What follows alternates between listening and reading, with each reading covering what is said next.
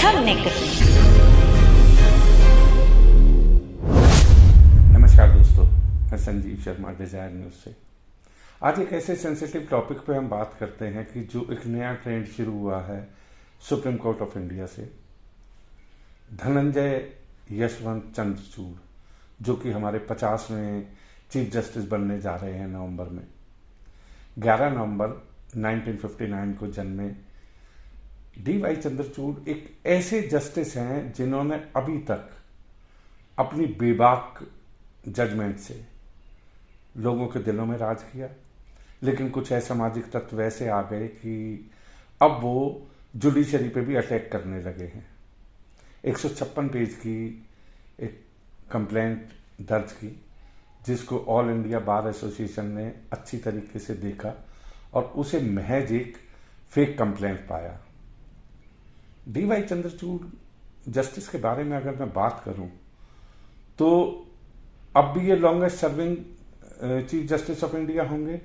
इनके फादर भी वाई.बी. चंद्रचूड़ भी longest serving chief justice of India रहे, लेकिन वक्त और समय, अगर इन दोनों चीज़ों को हम एक साथ मिलाकर देखते हैं तो ये बड़ा एक अजीब इत्तेफाक रहा कि कभी अपने फादर के जजमेंटों को डी.वाई. चंद्रचूड़ ने ओवर रूल किया। अगर वो जजमेंट अच्छे नहीं थे या उनमें कोई कमी थी तो उनको एक बेटे ने इम्प्रूव किया। डी.वाई. चंद्रचूड़ एक ऑनेस्ट और ऐसे जज हैं कि जिन्होंने, अगर मैं सबरी केस की बात करूं, सबरीमाला केस की बात करूं, उसके अंदर उन्होंने एक बेबाक जजमेंट दिया। हर जजमेंट के अंदर एक डिफरेंट तरीके की समाज को देखते हुए अपनी बेबाक राय से वो एक बेहतरीन डिसीजन देते हैं। लेकिन अब ये जो जिस तरीके का माहौल अब बनने लगा है कि कभी भी आज तक ये नहीं हुआ कि न्याय के मंदिर सुप्रीम कोर्ट के किसी जज के खिलाफ इस तरीके के कोई आरोप लगाए। और ये वो लोग हैं, अगर मैं बात करूं, जिन्होंने कंप्लेंट भी दी है, वो अभी तक उनका कोई अता पता नहीं है। नाम भी उन्होंने अपने इस तरीके के नाम रखे हैं, ना उसमें कोई एड्रेस है ना कोई और है। बॉम्बे से इस कंप्लेंट को भेजा गया, उसमें कुछ अधिवक्ता भी एक दो हैं जिनके अपने इंटरेस्ट हो सकते हैं। एक इंसिडेंट भी हुआ था कि जिसमें जिस आदमी ने कंप्लेंट करी है उसके और 2 एडवोकेटों के खिलाफ सुप्रीम कोर्ट ने कंटेम्प्ट का, इसी तरह झूठे फॉल्स एलिगेशन लगाने का केस भी उन्होंने दर्ज किया था। और केस क्या, उसमें कंटेम्प्ट प्रोसीडिंग्स के तहत उनको 3 महीने के लिए सजा भी सुनाई थी। क्या कभी कोई ये सोच सकता है कि अगर हम जुडिशरी की बात करें तो जुडिशरी के अंदर हमेशा ये देखा गया है कि अगर 2 पक्ष लड़ते हैं तो एक पक्ष के फेवर में तो कभी ना कभी केस जाता ही है। क्या अब हमारे देश की इमेज खराब करने के लिए कुछ असामाजिक तत्व इस तरीके से हमारे जुडिशल सिस्टम पे भी अटैक करेंगे? चीफ जस्टिस ऑफ इंडिया अपने आप में एक इतना बड़ा पद है जो कि हर इंसान के लिए न्याय की एक आखिरी गुहार है। अगर आज हम उस पर भी अटैक होने देंगे, या आज की डेट में मैं तो ये कहूंगा कि ऑल ओवर इंडिया की जितनी भी बार एसोसिएशन है उनको सामने आना चाहिए। अगर इस तरीके से एक जज अपने आप को अनसिक्योर महसूस करेंगे या इस तरीके की कंप्लेंट से, नेचुरली एक माइंड डाइवर्ट होता है, माइंड डिस्टर्ब भी होता है। जब एक ऑनेस्ट आदमी के ऊपर जो लोग ऐसी कंप्लेंट करते हैं, जो इस तरीके का सुप्रीम कोर्ट के ऊपर अटैक करते हैं, वो हमारे देश के लिए वाकई बहुत ही दुर्भाग्यपूर्ण है। डी.वाई. चंद्रचूड़ ने, अगर उनके बारे में मैं पीछे भी जाके अगर करता हूं तो बॉम्बे से उन्होंने अपनी 12th की, उसके बाद उन्होंने ग्रेजुएशन अपनी सेंट स्टीफन कॉलेज दिल्ली, उसके बाद उन्होंने अपनी LLB जो है दिल्ली यूनिवर्सिटी से करी, उसके बाद हार्वर्ड से उन्होंने अपनी LLM करी। एक जो बेस्ट एजुकेशन है, उस एजुकेशन के तहत डी.वाई. चंद्रचूड़ आज इस मकाम पर पहुंचे हैं। अगर उनके पीछे के कैरियर को भी मैं देखूं, वो बॉम्बे हाई कोर्ट के अंदर 2000 में उनको अपॉइंट किया गया। उसके बाद वो 2013 तक चीफ जस्टिस रहे इलाहाबाद के। इलाहाबाद अपने आप में उत्तर प्रदेश का अगर देखा जाए तो कितना बड़ा डिस्ट्रिक्ट है हमारे देश का, और किस तरीके से वहाँ उन्होंने न्याय प्रणाली को ठीक करने में एक अहम भूमिका निभाई। उसके बाद 2016 में वो सुप्रीम कोर्ट के अंदर जस्टिस आ गए। डी.वाई. चंद्रचूड़ आज जो कॉलेजियम है हमारा, जिसमें 5 जजेस होते हैं, जो हमेशा कोई जितने भी बड़े डिसीजन हैं कॉलेजियम वो डिसीजन लेता है, चाहे किसी की प्रमोशन हो, किसी को चीफ जस्टिस लगाना हो, किसी भी तरीके के जुडिशल सिस्टम का एक सबसे बड़ा कॉलेजियम है जिसके वो हिस्सेदार रहे। ऐसा नहीं कि उन्होंने कई दफ़ा कॉलेजियम के अंदर भी अगर वो किसी बात से डिसएग्री रहे तो उन्होंने उसके ऊपर भी अपने जो विचार हैं वो खुल के रखे उन्होंने। लेकिन चीफ जस्टिस ऑफ इंडिया के ऊपर अगर कोई इस तरीके के आज एलिगेशन आ रहे हैं तो ये बड़े दुर्भाग्य की बात है, और सरकार को ऐसे आदमियों को जो इस तरीके की देश की इमेज को खराब कर रहे हैं उनके खिलाफ सख्त से सख्त कार्रवाई करनी चाहिए। एक इन्वेस्टिगेशन ऐसी होनी चाहिए। कई दफा ये बिल्कुल कॉमन है कि हमें नहीं पता चल पाता, एक जस्टिस को ये नहीं पता होता कि कौन, अगर उसके सामने केस आ रहा है तो पर डे अगर वो 100 केसेस को डील करते हैं या 50 केसेस को डील करते हैं तो किसका रिश्तेदार कहाँ से कहाँ अगर कोई उसके अंदर ढूंढ के निकाल ले तो कहीं ना कहीं किसी ना किसी का एक रिलेशन होता है। लेकिन वो जो कुर्सी पे बैठे हैं, जो चीफ जस्टिस के अंदर, जो सुप्रीम कोर्ट के अंदर एक चेयर पे बैठे हैं, वो एक भगवान का रूप है। उस टाइम उनके सामने कोई भी रिश्ते नाते यार दोस्त कुछ भी नहीं रहता। उस टाइम सिर्फ उनके सामने जो फैक्ट्स होते हैं उन्हीं पे वो न्याय करते हैं। डी.वाई. चंद्रचूड़ जस्टिस अपने आप में एक इंस्टीट्यूशन है। 11 नवंबर 1959 को उनका जन्म हुआ, और देखिए इत्तेफाक की बात है कि नवंबर के अंदर ही 8 नवंबर को वो 50वें चीफ जस्टिस ऑफ इंडिया के रूप में शपथ लेंगे। लेकिन जो इस तरीके की कंप्लेंट बाजी करते हैं उन लोगों के खिलाफ अगर सुप्रीम कोर्ट पे भी अटैक हो रहा है, हाई कोर्ट पर भी अटैक हो रहा है, और हमारे जस्टिस और हमारे जितने भी जुडिशियल सिस्टम में इन्वॉल्व लोग हैं अगर वो डिस्टर्ब रहेंगे तो क्या हम न्याय की उम्मीद कर सकते हैं? ये एक इन्वेस्टिगेशन का मैटर है। जिन लोगों ने अब उनके खिलाफ एक पेटिशन भी चलाई है, एक पेटिशन भी लोगों ने साइन करना शुरू किया है। ये कौन लोग हैं? अगर देखा जाए तो अगर जुडिशियल सिस्टम में, इसका मतलब तो अगर एक कोर्ट दिन में 100 केसेस डिसाइड करती है तो नेचुरली 50 को बेनिफिट होगा और 50 को लॉस होगा, तो लोगों का तो न्याय से विश्वास ही उठ जाएगा।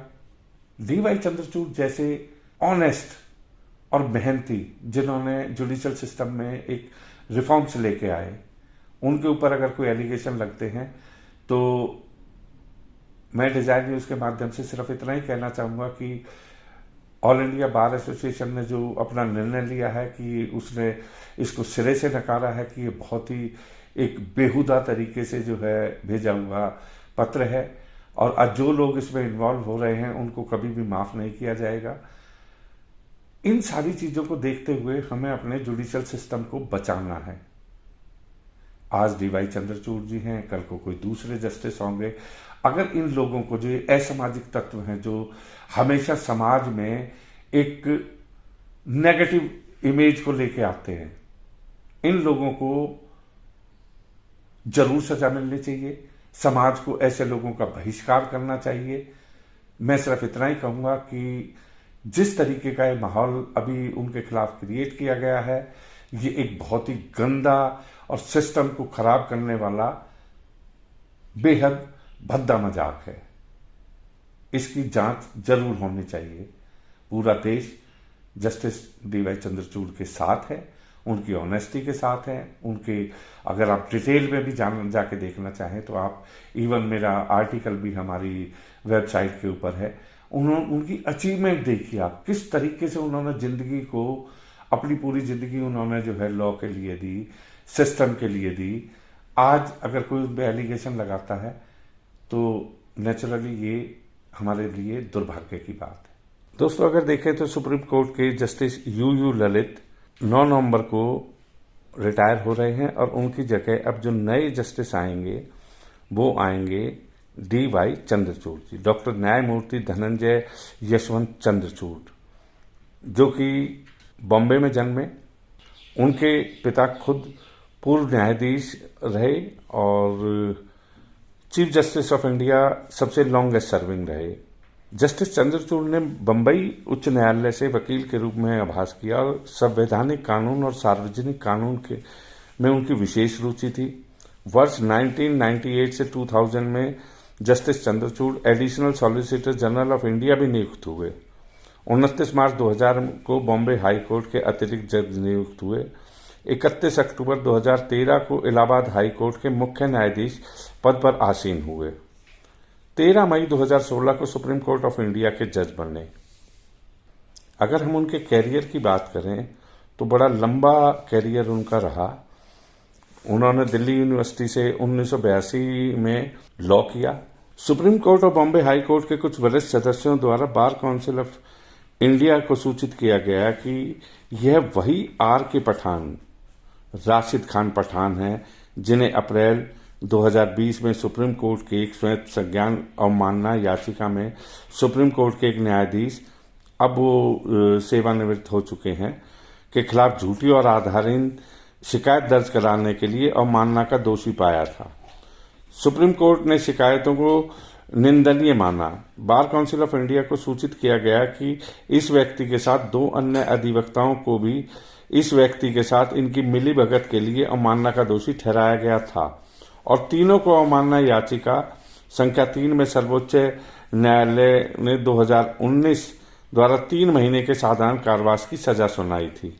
अगर मैं बात करूं जस्टिस D.Y. चंद्रचूड़ की, तो उन्होंने कितने मजबूत फैसले किए। सबरीमाला मामले में फैसला देते हुए धनंजय यशवंत चंद्रचूड़ ने कहा था कि रिवाजों के संरक्षण और उनके इस्तेमाल के संविधान की सर्वोच्चता छीन ली है।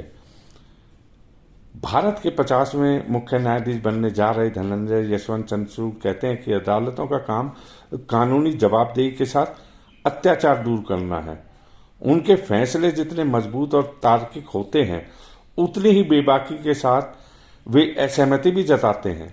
कई फैसलों में पूरी पीठ से अलग राय रखते हुए वे असहमति को लोकतंत्र का सेफ्टी वॉल्व करार देते हैं। निष्पक्षता और पारदर्शिता को न्यायपालिका की प्रणाली के लिए अहम मानते हुए वे अपने पिता भूतपूर्व चीफ जस्टिस Y.V. चंद्रचूड़ के व्यभिचार में निजता पर दिए फैसलों को पलट चुके हैं। वही हाल ही में अदालती कार्रवाइयों के बारे में जानने को नागरिकों का अधिकार बताते हुए अदालत की कार्रवाई का सीधा प्रसारण शुरू किया।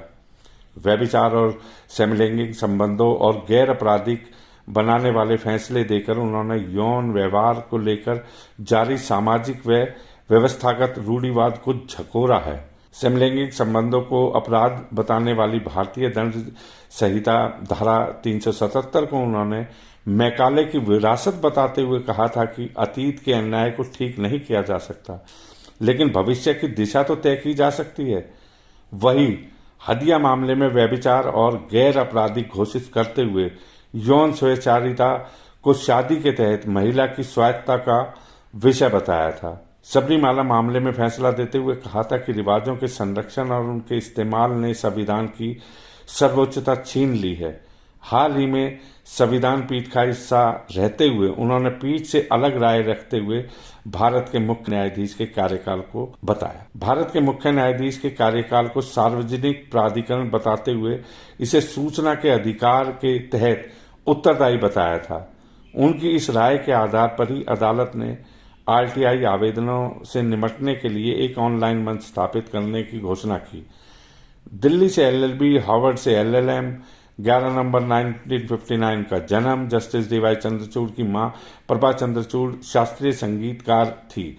उनकी स्कूली शिक्षा मुंबई और दिल्ली में हुई। उन्होंने दिल्ली के सेंट स्टीफन कॉलेज से ग्रेजुएशन किया। इसके बाद 1982 में दिल्ली यूनिवर्सिटी से LLB की।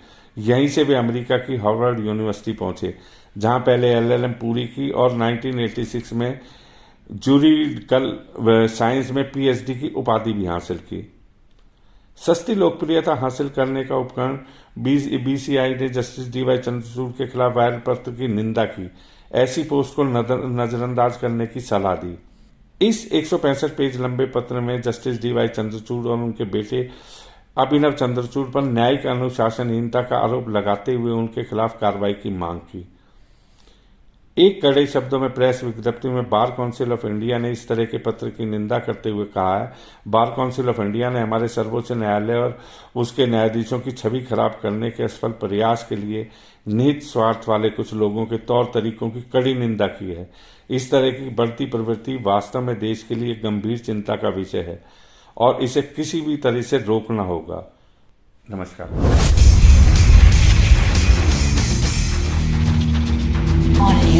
डिजायर न्यूज, वास्तविकता वही जो हमने कही।